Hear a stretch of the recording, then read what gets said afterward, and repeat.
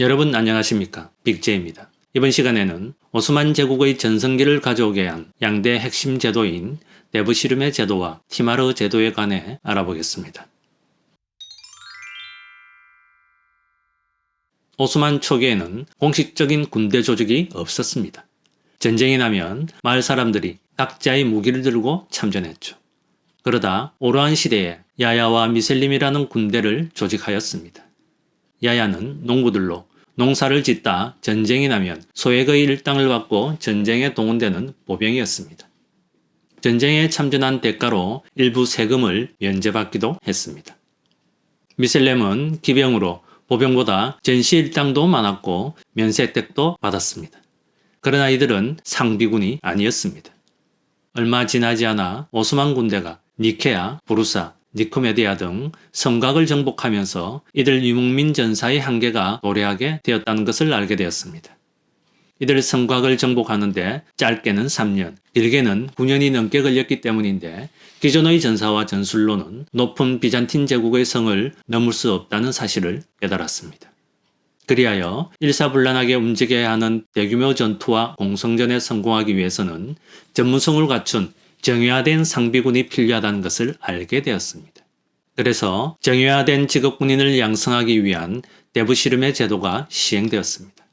데브시름에는 정복지의 청소년들을 오스만 제국의 충직한 병사나 행정가로 양성하는 제도로 무라드 1세 때인 1362년 펜치크 법령이 그 기원이었습니다. 여기서 펜치는 페르시아어로 오를 의미하며 전쟁 포로 중 한 명은 조정에 바쳐야 한다는 법령을 말합니다. 이슬람 율법과 펜치크 법령에 따라 전쟁 포로는 전리품으로 인정되었는데 전리품의 5분의 1은 국가 소유였습니다. 펜치크 법령에서 발전된 데브시름에는 오랜 내전 상태로 병력 자원이 고갈된 메메드 1세 때 발칸 지역에서 본격적으로 시행되었고 무라드 2세 때 법제화되었습니다. 데브시름으로 선발된 8에서 18세의 청소년들은 신병 예비부대에서 교육을 받았고 교육을 마치면 그 유명한 예니체리 예압 부대에 배치되었습니다. 보병인 예니체리 병사들은 울루페라는 봉급을 3개월마다 받았고 40세까지 결혼이 금지되었으며 군복무 외에는 다른 예에는 종사할 수 없었습니다. 데브시름에 의해 만들어진 중앙상비군은 술탄의 친위대인 보병인 예니체리 부대와 궁전을 수비하는 보스탄즈 부대가 근간이었습니다. 데브시름에로 선발된 인력 중 두뇌가 명석하고 판단력이 빠른 자원은 오스만 제국 궁전에 있는 엔데룬 학교에서 교육을 받았습니다.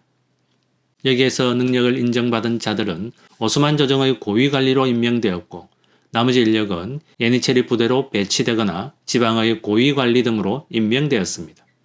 데브시름에는 알바니아, 보스니아, 그리스, 세르비아, 불가리아, 크로아티아계 소년들이 그 대상으로 선발되었고 티르크, 쿠르트, 이란, 러시아, 유대인, 그루지아계 등 오스만 제국 영내의 소년들은 대상이 아니었습니다.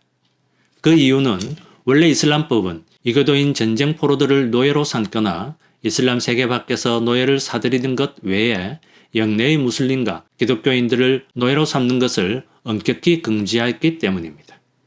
시행 초기에는 발칸 지역에 사는 기독교 가정의 청소년들을 대상으로 하였으나 16세기에는 기독교 가정을 포함한 제국의 전 영토에서 시행되었습니다.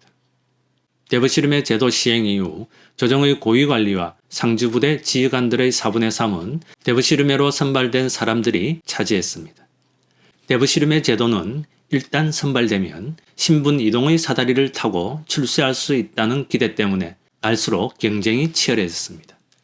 데브시름의 제도는 발칸 지역 기독교 가정의 자녀를 강제로 징집한 소년 공물 제도라는 점에서 노예 제도라고 하겠으나 이들이 오스만 제국의 행정과 군사 부문에서 요직을 담당했다는 점에서 미주나 유럽에서 노동력 수요를 충당하기 위해 성행한 제도와는 구별된다고 하겠습니다. 데브시름에로 조직된 예니체리 군단은 오스만 제국의 영토 확장에 결정적인 공헌을 하였습니다.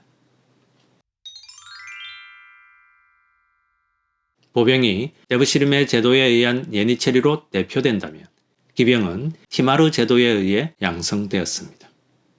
티마르 제도는 중앙조정으로부터 일정한 토지를 받은 지방의 토지 소유주가 농민으로부터 세금을 거두고 전시에 일정 수의 기병인 시파이를 제공하는 제도였습니다.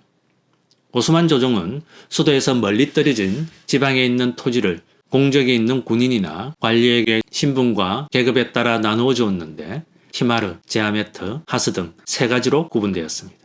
티마르는 일반 하급직 공무원이나 군인들에게 배분되었고 제아메트는 지방의 중간관리 계층, 하스는 주로 중앙의 고위 관료들에게 내려진 토지였습니다. 토지를 받은 사람들은 거의 군인, 관료 등 공무를 담당하는 사람들이었고 일반 신민계층은 봉토를 받을 수 없었습니다. 토지를 받은 사람은 해당 농지에서 세금을 걷는 권리와 기병을 양성해야 하는 두 가지 의무가 있었습니다.